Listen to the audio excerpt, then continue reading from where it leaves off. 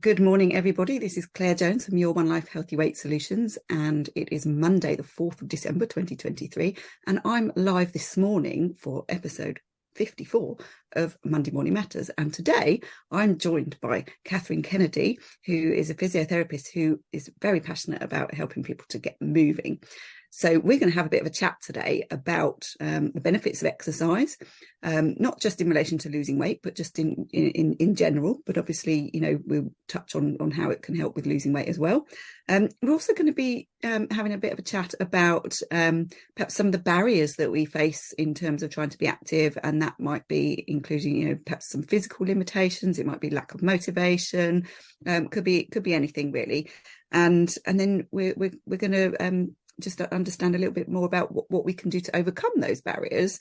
And then Catherine's going to give us some tips to go away with, and also tell us a little bit about how we can find her on Facebook and perhaps join her group. So I'm going to hand it over now to Catherine to introduce herself and tell us a little bit about you, Catherine. Hi, welcome. Thank you. Thank you very much for having me here. So I'm Catherine. I'm a physiotherapist for about 17, going on to 18 years now. For the past probably 10 years, I've been in a rehab role, really, more for older adults. Quite a while ago, my probably demographic would have been 80 years plus. But these days, I find that our demographics younger and younger. So I've also hit the menopause. I've just turned 49. And for the last year or so, I've definitely been noticing more aches and pains and things like that. And I've learned a little bit more about the menopause, and lots of things are sort of fitted together really, along with exercise, with my role and how I was feeling. So I started looking at the benefits of exercise. I mean, obviously, I've always known it for the job that I've done. I've always worked with people with mobility problems, and then health issues, neurological issues, all those sorts of things. So, and helping keep people functional, really. We also have quite a great deal to do with pain control as well. But working for the NHS, I would say the physios I don't think we do enough around it at all, but there are definitely lots and lots of things you can do that can definitely help with pain. So I decided to start a group up for ladies over the age of 45, again, similar age to me, that were struggling with exercise, started to go through the menopause, were struggling with that motivation, didn't know what to do, wanted that support, and also just to know how everybody else is feeling about it, really.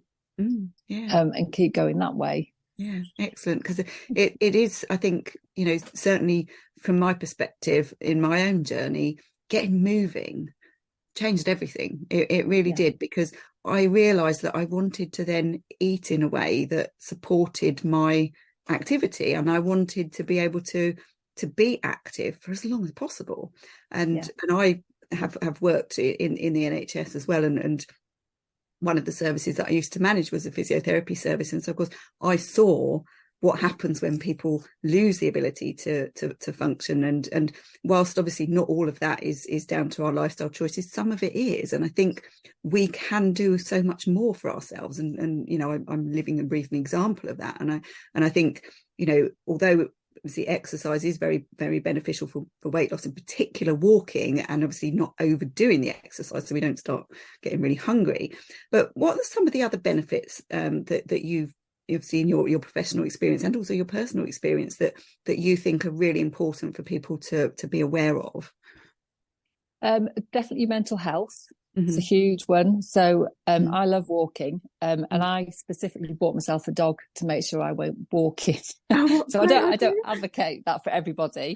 So I bought myself a Labrador because I know he needs to get out every day. So now, come rain or shine, we're out walking, and it makes a huge difference. A huge difference, because once you're out, it doesn't really matter what the weather is. You're out and you're walking. So mental health is a big one. But also things like your blood pressure, even your cholesterol, all those things, cardiovascularly for your heart and your lungs, it makes such a huge difference. and your confidence as well. Mm-hmm. You're doing something and you feel something you've accomplished every time you've done it, and it makes quite a big difference. But it also keeps you a bit stronger, which enables you to carry on doing the things.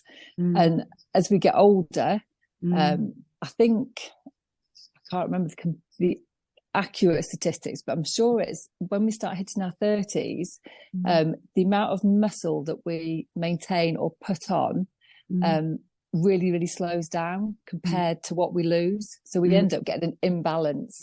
So as we get older, we lose it even quicker. So obviously in your 40s, your 50s, if you're not regularly active, your muscles will actually start to shrink, which means you'll get weaker as well. Yeah, and of course the downside of that from a weight perspective, of course, is that we can't eat as much because we've got less less muscle needing to use the energy that we're consuming. So of course, you know, if we're even if we don't change what we eat, if we're losing our muscle mass, we will gradually change our body composition and gradually put on weight. So again, it's something to be very mindful of, isn't it? Yeah. So in terms of exercise, obviously, you know, we've got different types of exercise, haven't we? So we've got cardiovascular exercise, but we've also got, you know, strength building exercise. So what would be your recommendations around, you know, the balance between the two? It's a balance. I mean, I know you're an advocate of walking, and I am as well. I think it's one of the best ways to go, really, because you don't need money to do it, and you can do it. You can do it anywhere, indoors or outdoors. But definitely as we get older, strengthening certainly needs to be part of your routine, because obviously as women as well, with the menopause, we've got that osteoporosis as well. So that weight bearing, that resistance and weight training makes all the difference to your bone health as well. But also what we also, from a physio point of view as well, muscles generally are the one things that look after your joints. So even if you're walking, just doing some simple strengthening stuff around your hip, knees, ankles can make a difference to how easy that is and preventing injury, especially if you've got things like arthritis and things like that. So it's making it a bit of a balance. You don't have to hammer it every single day. It really is just a little bit and often that can make such a big difference. Absolutely. And one of the things I often say to my clients is, you know, when you're boiling the kettle, just do a few counter press ups and squats while you're waiting for the kettle to boil. Just little things like that can make such a big difference cumulatively, without ever needing to set foot in a gym or, you know, feel like you're doing exercise that you just don't like to do. But there's no getting away from it, is there, that we need strength-based exercise if we want the quality of life as we get older. Definitely. I remember speaking to a daughter of a lady once about arthritis, and she said, I don't think exercise helps at all. My mum's got really bad arthritis. She walks 5 miles a day, but that doesn't do anything for her arthritis. And I said, what would happen if she didn't walk 5 miles a day? You know, the fact that she's really active and she does the exercise, she's out and she's doing it. Yeah, she is still in pain, but if she didn't do any of that, one, she wouldn't be able to walk and function. Two, she'd be in an awful lot more pain. So it really is. We don't see the gap, do we? We don't see, you know, what it would have been if we hadn't been doing those things. So I think that's an important thing to be aware of as well, isn't it? And, you know, there is no getting away from the fact that, you know, we are at greater risk of arthritis as we get older. But it doesn't have to be as severe in terms of how it impacts on our quality of life if we are doing the things that are going to help us to manage it, isn't it? 'Cause it's about learning to manage these conditions that, you know, we can't cure, but we can learn to live with and minimize the impact of. Definitely. Keeping to a healthy weight and being active are two really big things that will make a massive difference to that. So really important. Obviously a lot of people say to me, I don't have time to exercise, or I can't exercise because I have this, you know, perhaps physical condition or this illness, or you know, I don't have the right gear, or I don't like to go to the gym, or, you know, what are the sorts of things that you come across that perhaps get in the way of people being active? So usually when it comes down to health conditions, something's happened that stopped them. And then a lot of it it tends to be confidence, that they're worried about doing something that's going to make it worse. Or and then also as we get older and we're less active, even things like getting breathless can make people quite anxious and worried, especially if you've got something like COPD, or a heart condition or something like that. So people lose confidence, so tend to shy away from it. Whereas again, actually doing some exercise and doing it in a controlled way, in a slow, progressive way, can make all the difference and improve your confidence, and then also improve your quality of life, because a lot of people tend to shy away from doing things and activities, even family things and social gatherings, because they struggle. And I think sometimes taking a gap and then trying to come back to it can really knock our confidence as well, can't it? And it can make us think, well, I'm going to feel worse if I do this, or maybe, you know, when we start doing it, we perhaps overdo it a little bit, and then we suffer for it afterwards, and it takes a whole week to recover, and then it's like, oh, well, I'm doing that again. And I remember what it was like for me after lockdown. I mean, I know people considered me to be quite a fit and strong person, and that certainly has been the case for me for the last 12 years. Prior to that was a very different story, but through lockdown, I completely, along with many other people, kind of lost my routine, and whilst I have all the equipment in the house to do whatever I want, I wasn't actually really doing it. Plus I was really head down getting my business off the ground, so there wasn't enough time really that I was focusing on me. And so, you know, throughout the whole of 2020, my fitness and my strength just gradually eroded. And I got to the end of the year, and I remember just trying to do like a 10-minute workout. I have this weighted bar in my kitchen, which I use when I'm downstairs, just if I want to sort of, you know, do a quick something. And I did this workout where it was just like 10 minutes, and it was like 1 minute on, 1 minute off. So it was literally like 5 minutes really that I was actually exercising, and I was just doing squats and deadlifts and bent over row and things like that.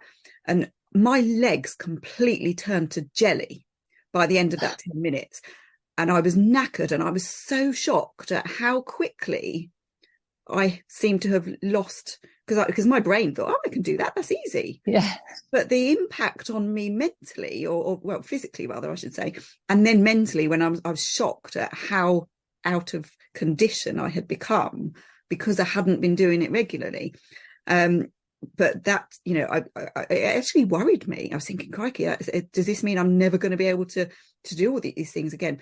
But then once I kind of really stopped and thought about it, I'm like, actually, you know, I know from, you know, everything I've learned in my own professional experience, you know, because I was a qualified personal trainer and various other things, that I just got to start doing it again, you know. But that was a massive barrier for me and a real worry for me. But the great thing is that once I did start doing it regularly, it came back so quickly. And it was just my body, I think, just in a little bit of shock to go, what are you doing? And it's just pushing past that, isn't it? Pushing past those barriers. But I think obviously when we've got some kind of you know, physical barrier, we do have to be very careful. And I had a back injury back in 2016, which put me in hospital for a few days. And for a long time, I was really scared to do anything after that. And in the end, I consulted a sports physiotherapist. I was referred by my spinal consultant to him, because I said, you know, I'm really worried about not doing anything, because I know that if I don't exercise, I'm going to really suffer for it later. But I've lost all my confidence. I don't know what to do and how to do it. And so he said, right, it is safe for you to exercise, but we need to make sure that you've got the confidence and you know what you should be doing. So I went to this sports physiotherapist. I only had a couple of sessions with him, and he just basically went through, looked at my MRI and go, there's no reason why you shouldn't be able to exercise as long as you do this, this, this, and this. And he gave me some really good exercises to sort of like rehab exercises, and also you know, things that I could build on, and also said, yes, you can go back to running, because I'd initially been told you should never run again. I'm like, oh. That to me was devastating. And in the end, I did 2 more marathons after that. So I did get fully back, even though he said to begin with, maybe just start with 5K and I built back up. But, you know, it is a journey. And I think it's about learning, you know, getting the right advice, isn't it? And making sure that you're taking it slowly and not trying to do too much too soon, so that you end up setting yourself back, and that you're working with your limitations and not trying to ignore them. So I think that's really, really important. So so do you have any kind of tips in terms of, different kinds of things that people can do with different kinds of physical limitations or illnesses that you come across? There's so much, really. I mean, there are general exercises you can do. I would definitely always say around things like your core, your back, is working on that. And then around your hips, so your glutes and your hips are really good for mobility and your balance. Especially those areas are really, really important for your balance. And then you've got your thighs and your calves. Keeping them strong are great for your knees. And also walking. Some people, I'd find some people, again, quite young, falling because their knees kept giving away. And basically, because the quads had become so weak, the knees weren't straightening enough when they were putting their foot down. And our bodies are designed to be really, really mega efficient and to not use calories if we don't have to. So when we stand on our knee and it goes straight, it automatically locks, and it's only like a fraction of a second. But obviously, when you're walking a lot, those fractions of seconds all build up, and you save loads of energy. So the quads weren't pulling the knee back straight enough. So that when they were then standing to take another step, the knee was just giving away and then they were falling down. And it's something really, really simple and really easy to fix just by a few really simple exercises. And you don't need to be sitting on a bench press and lifting weights with your legs and things like that. It doesn't have to be that hard at all. No, but I guess it's just making sure that people are doing what's appropriate for their individual conditions, that they're getting the right support and advice from the professionals that they're under. What do you think about like the chair-based exercises? Because I see a lot of those on YouTube, and some of them look really quite hard work. But still, even though you're only sitting down, it can be quite challenging and really, in my view, seem to be quite good. What do you think about those? Yeah, definitely. They're great, especially for people who aren't confident maybe on their feet. But also, you can have the TV on, Coronation Street's on, your break comes on. In your break, you can just do a few minutes of exercises out there, or you can just, once you know them, you can just do them while you sat there watching TV. So incorporating that, because obviously sitting down for long periods is not great, and it also physically it really, really affects your muscle balances, because some muscles start to get a bit shorter and a bit tighter, some get a bit longer and weaker, and then you start having an imbalance, which then affects all different types of functions. So it all really impacts on everything. So definitely. Yeah, so I guess it's looking at what are your individual limitations, and what is the best solution that you can come up with, because obviously ideally we want to avoid being inactive altogether, don't we? So any activity that we can do is going to be better than nothing, isn't it? Definitely.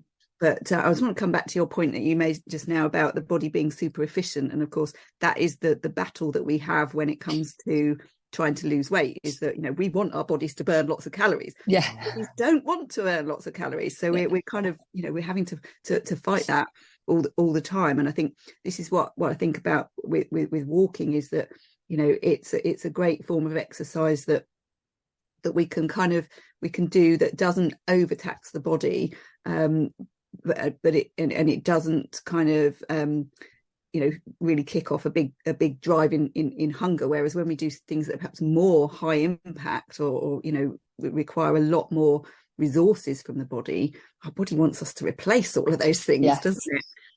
So what would you say in terms of how people can make sure that they are perhaps fully prepared for exercise and are recovering from exercise properly? I think one of the things to manage is your expectations of when you're starting, where you want to go to. I think maybe some people's motivations aren't, the goal isn't necessarily the correct goal, really. Sometimes it's about even just saying, right, this week I'm going to do 3 10-minute walks. And that's your goal, and it's an achievable goal.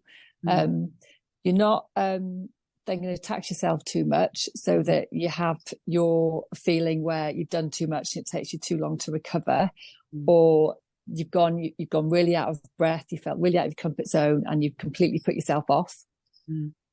It's about starting really sensibly, and building on it really, really slowly. And then also that gives your body time to adjust, but also it gives you time to your body to feed back. So if you start having a bit of a niggle, you can sort of say, well, that's hurting. Why is that hurting? What can I do now actually to sort this out? I can keep just doing 10-minute walks. Let's strengthen this a little bit more and then work on. Yeah, because that's the other thing. Certainly something I've found as I've got older. I mean, I started running, where were we, in 2023, started running 16 years ago. So I was 34, I'm now 50, and I definitely have noticed, it takes me longer to recover from things, and I've had to really change my expectations around my performance, because I can't expect my body to do the same things that it did 16 years ago. And it's really important, recovery time especially. I know now that twice a week, a long run and a short run is about right for me. Any more than that, I start to suffer. I might start getting ill, because I think my immune system is trying to work overtime to kind of, keep me safe. And also, my muscles and my joints, they start to kind of tell me, if something's not quite right, and I know I have to listen to that. But the important thing as well is you're not stopping it. You're listening to it and working around it. You're not saying, oh, do you know what, my body doesn't like this, I'm not doing this anymore. You're saying, right, I'm going to do it at a level that I can cope with. And that's the other thing, I think, is rather than say, oh, it hurts too much to do that, then take a step back and let's work on it, and let's see where's good to. So I think it's always coming back to that. No movement is the worst option, isn't it? Yes. Yeah, definitely. But getting advice about what you can do that's right for you, I think is really the crucial thing. I also want to come back to your point you made about balance, because this is something I'm very well aware of, that as we get older, our brain's ability to keep us balanced declines, doesn't it? And this is why we see older people having falls and potentially shortening their lives because of the impact of those falls. So what would be your advice about what people can do to kind of safeguard their balance as they get older? Well, like potentially shortening lives, it's like a huge mortality rate in people generally. If they fall and break their hip, it's a massive. I think it's something like 70 to 80% of people don't live beyond a year after. It's massive. Yes, I knew that statistic as well. Breaking hip is not something that you want to have happen. It's not. It's not. Avoid it. No. So again, moving. It's keeping strong and doing the activity. What happens a lot is, because we get slower or become inactive, we also don't react to things as quick either. So trying to put some things in, even like if you sat there throwing and catching a ball, or throwing it against a wall, or throwing and catching with somebody, things like that hand-eye coordination, it just triggers our body's fail-safe sort of reaction muscles just to kick in when we're doing that. Because a lot of people, as we get older, they go to fall, and if you ever see anyone, they don't do anything. The hands don't come out. Nothing happens. Which is why then they break their hips. So starting to have those reactions and getting, there's a few different muscles that are really good at reacting quickly for when you're going to fall or trip, and just keeping those in check. Even things like standing on one leg while you're brushing your teeth, things like that, just challenging your balance a little bit. Just helps maybe holding on to things. Something. Maybe like having something nearby you can hold on to if you're at all worried. And I know when I did some work on my balance, I know I don't do enough on my balance, although running, I think obviously you're always on one leg, so you are kind of to work on your balance, and also walking as well. But I think just noticing how my balance isn't as good as it used to be. And I remember being given a test where I had to just obviously standing near a support, so in case I did get wobbly, to support myself, but standing and just closing my eyes and seeing if I could stay in position, and I was swaying all over the place. And they said, now take one foot off the floor. I'm like, you're kidding, aren't you? I can't do that. And it was really hard. And those are the kinds of things that should be easy, but you take away your eyesight. Yes, that is such a massive feedback mechanism arise, which we rely on heavily. Yeah, absolutely. So I got given these balance exercises that I'm supposed to do every day, which I haven't been doing, but which brings me nicely on to what can we do to kind of overcome some of these barriers that we can perhaps put in our own way, but also knowing that there are barriers that we have to work around because we can't change, but there are certain things that maybe we make excuses. What do you think we can do about that? I think trying to create a habit of exercise, maybe a specific time of day that you're going to do it, even if it's just like a couple of minutes. Some people have said, even just start off with every time you get up to go to the toilet, just sit to stand 3 or 4 times before you head off. Right. And over the period of a day, you'll have done quite a few extra sit to stands. So because it doesn't have to be difficult. I think everybody gets in their mind, right, they've got to put their leggings on, their top, tie their hair back, get the trainers on. You don't have to do it. You really, really don't have to do that much. Especially to start. As you get into it, and you might find you enjoy it and you build on it, you might then think, actually, I want to do more, and then you can go on. But to start is definitely getting into those little habits. So like you said, like boiling a kettle, or if something's in the microwave, you can just do things like squats, heel raises, even just sidestepping left to right, standing with your eyes closed, stand on one leg. So there are lots of really small little exercises that you don't have to do straight after the other. So you could do some sit to stands a bit later, you could do some squats, and a bit later you could do something else. I would say to always start small, and always, again, when people start thinking about weight loss and exercise, the feedback they look at is in the mirror. How much have I changed?